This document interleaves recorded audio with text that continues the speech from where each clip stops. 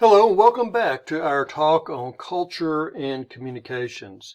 This is part two. In part one, we talked a little bit about how we got here and why understanding culture is so important in communications. And as we went through this, we were trying to make a point to go in there and to say that each time we talk about culture and communications, we have to realize that it didn't always, or it was not always this way, but it became this way as we went through the times of World War I, World War II, and we finished off talking about Geertz Hofstede, and that's what we're going to pick up, because Geertz Hofstede, if you remember, he was a social psychologist. He was hired by IBM to go into their different offices around the globe and to look for different things that cause a communications the culture to be different based upon the way people communicated. So he came up with these five: power, distance, individualism, masculinity, femininity, uncertainty, avoidance, and long-term orientation. So let's go through these pretty quickly here. Power distance. Power distance is basically says, if you look at the second point here, is the extent in which the less powerful members of the institutional organization accept the power is distributed unequally. So the key there is unequally. So the higher the power distance, the higher, if you look down the diagram, the bottom right, the higher the power distance on Geertz Hofstede scale means that you've got some people who are treated differently than others. You have the person at the top and you have the people below there. Low power distance means that everybody's being treated the same.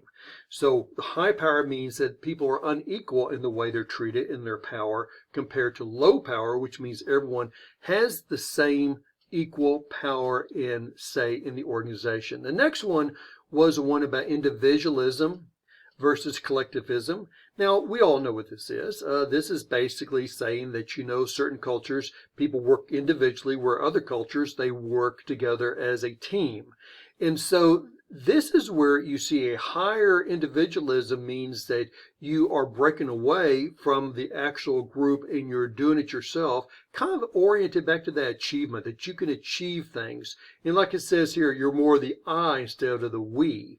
Now, the collectivism means that you're going to work more as a team and that the person who breaks away is actually frowned upon. Now, I want to kind of tell you a little brief story here that's going to help you to understand this. Because let's talk about the auto industry. Because in the United States, we've been building cars since the time of Henry Ford. But there wasn't until the late 1900s that Toyota actually decided, which they were building cars in Japan, they're going to open up a plant in the U.S. I actually believe it was in Kentucky. Now, the problem is that in the United States, when Henry Ford developed his car, he developed the process of going through the assembly line, where as the car went through, one person put on the steering wheel, and that was his job. Then he put the steering wheel on the next car, and then the next car, and the next car. And as he got his steering wheel on and went to the next person, that person put on the windshield wipers. In the next car, that person put on the windshield wiper. So every person had one job. Now, when that car came out, if that car had a problem with the steering wheel, they knew exactly who messed it up because it was very individualistic. And this had caused a problem. And the problem is that no one took ownership of the whole car. No one took ownership of the project. Toyota was different. And what they were doing, they were sitting there saying, we're going to work as a team. You can see kind of a picture here. And these people are going to put the whole car together. They're going, as a car moves, they're working as a group, moving with the car, bringing all the components together. So when the final product comes off the assembly line, that team, let's say they're team 101, their team number is attached to that car. And so if there's a problem with that car, it doesn't reflect upon one person, it reflects upon the whole team messed up. So there is a lot of push to make sure that you had the very best cars. Now, if you know anything about the U.S. car industry, back in the 1970s and 80s, people stopped buying U.S. cars because there were problems. Matter of fact, Ford, fixed or repaired daily, or found on the road dead. It's because cars were not holding up. Parts were falling apart. the Japanese cars were actually holding up very, very well. Now, the reason why I'm telling you this is because when Japan, the Toyota company from Japan moved over to Kentucky, they brought that philosophy is that we're going to not have one person doing things, we'll have a team going with this entire car. The American worker did not understand this at all. So it took several years for them to get the American workers to understand that you're not going to be working as an individual, you're working as a team. Now, I'm kind of telling you right there, is America, North America, works as individuals. You probably know that. As a student, you probably realize that when you take an exam or you have homework, you're going to do it on your own to see how good you do it.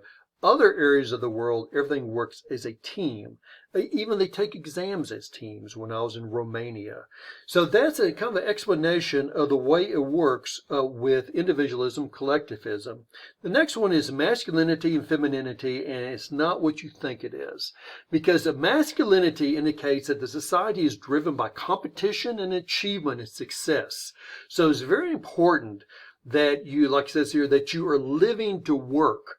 That everything centers around that you're going to go out there and you're going to compete in the world to see if you can get ahead. That's a masculine society. The feminine society, which would be a low score on Hofstede, says that you are basically working to live. So you're out there working together, you're trying to build up the values in society, you're caring for each other, you're concerned about the quality of work, the quality of life. So you're basically working to live.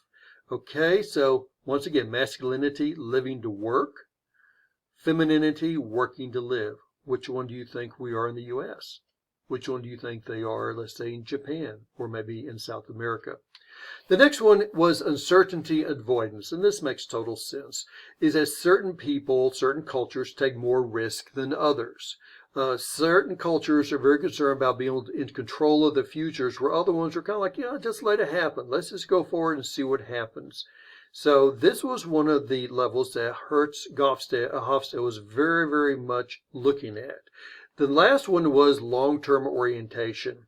Once again, very, very easy to understand. Certain cultures look at very, very much long-term relationships, long-term ventures to think that we are long-term oriented. Other ones are very short-term oriented. And I'll explain a little bit more about this later to kind of make it where you understand the way we are. Now, going back to here we are. Here are those 5: power distance, individualism compared to collectivism, masculinity to femininity, uncertainty, avoidance, and long-term orientation. Now, Hofstede, he went in there, he said, I'm going to go through, as I go to each one of these different IBM offices, I'm going to talk and try to figure out how that office, the people in that culture, not the U.S. manager, but the people in that country, that culture, how they rate from 1 to 100. Not that 100 is good and 1's not. Sometimes 1 is good, but he's trying to go in there and figure out, are they individualistic, collective, masculine, feminine? What are they? So here's the U.S., and this was kind of the benchmark that Hofstede started with. If you look at this, look at the power distance. Now, once again, what does a high power distance mean? High power distance means that someone is on top and everyone else is below. A low power distance means that everybody's working together. Well, the U.S. was a 40. So we're a little bit more toward the low power distance, which means actually we do kind of work together. But however, we're not very low. We still look at, you got certain people who are in the hierarchy who are high. Individualism, 91, very, very individualistic society. We believe that, you accomplish things based upon what you do as a individual, not as a team. That kind of goes back to that achievement. Matter of fact, the United States was founded upon individualism.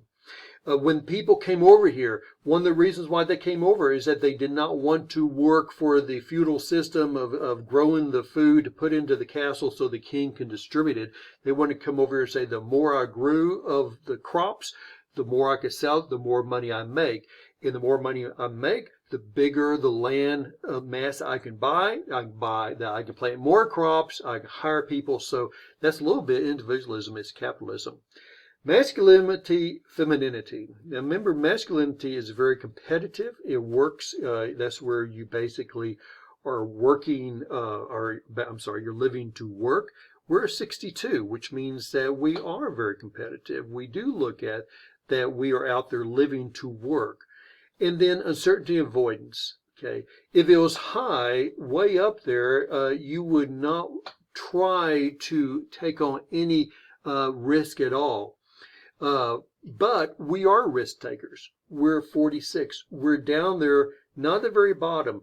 But once again, why are we more risk takers? Well, the U.S. has always been a risk taker. The whole idea of coming over here from Europe, starting up these colonies, going into a land where we knew nothing about it, that tells you we're risk takers. The last one there is long-term orientation. Now, long-term orientation basically says here that we are not long-term oriented at all. Matter of fact, if all these were the lowest of the bit, we're very short-term. We think things are temporary. We think things will change every year, every 10 years, maybe every 25 years. Why is the U.S. this way? We're this way because we're a new country. And being a new country, under 250 years old, we're very short-term. So if you look at someone like Egypt or Israel or China, some of these countries that go back 4,000 or 5,000 years, they're very long-term oriented.